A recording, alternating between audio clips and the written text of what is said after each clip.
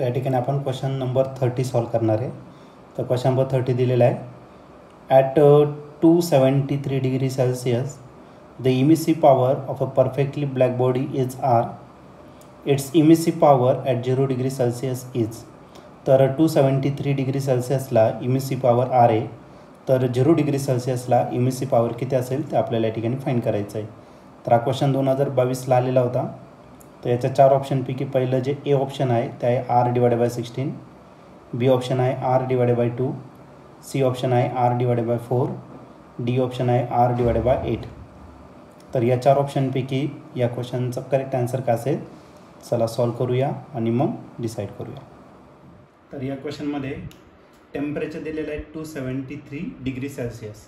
तर आपलं temperature T1 दिलेलं आहे 273 डिग्री सेल्सियस. याचं कन्वर्जन आपल्याला केल्विनमध्ये करायचं आहे. तर केल्विनमध्ये करण्यासाठी आपण याच्यामध्ये काय करणार आहे, 273 ॲड करणार आहे. तर डिग्री सेल्सियसचं कन्वर्जन कशात होणार, केल्विन. 3 + 3 6, 7 + 4 7 + 7 14 + 1 कॅरी गेला, 2 + 2 4 + 1 काय आला 5, 546 केल्विन हे झालं टेम्परेचर. त्याचं जे इमिसिव्ह पॉवर आहे ते किती दिलं आहे, तर आर इतकं दिलेलं आहे. ओके, R1 किती दिलं आहे, तर आर इतकं दिलेलं आहे. आपल्याला इमिसिव्ह पॉवर विचारलेला आहे म्हणजे R2 विचारलेला आहे. आणि कधी ॲट 0 डिग्री सेल्सियस जे टेम्परेचर आहे ते किती आहे, तर 0 डिग्री सेल्सियस. याचं कन्वर्जन आपण केल्विनमध्ये करणार. याच्यात ॲड करणार आहे 273 केल्विन.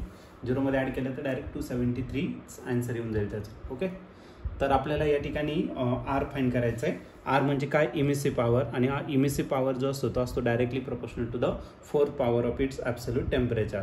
आपल्याला R2 फाईंड करायचं आहे. R1 दिलेला आहे इज इक्वल टू इथं काय असणार, तर T2 / T1. त्याचा किती पॉवर, 4th पॉवर. T2 दिलेला आहे तुम्हाला, T2 दिलेला आहे 273 आणि T1 जो दिलेला आहे तो दिलेला आहे 546. त्याचा किती power, 4th power. R2 find करायचा आहे आणि R1 जो दिलेला तो किती येतात, आर इतका आहे. ठीक आहे, आता 273च्या टेबलमध्ये 546 आहे. 273 × 1 = 273, 273 × 2 = 546.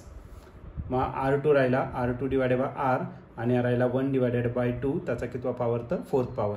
1चा 4th पॉवर घेतला तर 1च येईल, पण 2चा जर 4th पॉवर घेतला तर तो भेटेल 2चा स्क्वेअर करा 4 आणि 4चा स्क्वेअर 16. मग R2 जो भेटेल तो किती भेटेल, तर R/16. आणि या ठिकाणी जर तुम्ही ऑप्शन जर बघितलं तर ऑप्शन नंबर ए या ठिकाणी करेक्टली मॅच होतोय. मग या क्वेश्चनचं जे आन्सर आहे ते ऑप्शन ए म्हणजेच R/16.